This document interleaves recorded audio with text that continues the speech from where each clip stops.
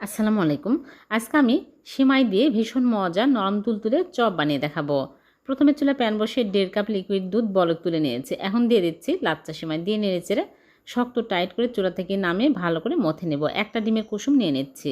একদম মসৃণ করে মথে নিতে হবে। ভালো করে মথা হয়ে গেলে আমি হাত ধুয়ে হাতে ঘি লাগিয়ে নেব। নিয়ে এরকম করে চপের শেপ দিয়ে নিচ্ছি।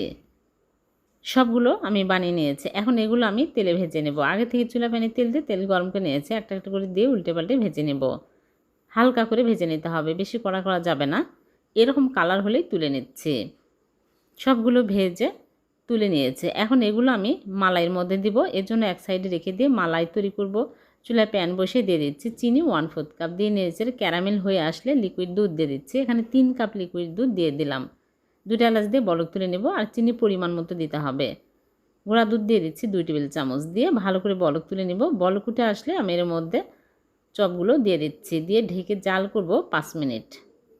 আর একবার মাঝখানে ঢাকনা খুলে নেড়েচেড়ে দেবো, আবারও ঢেকে দিচ্ছি।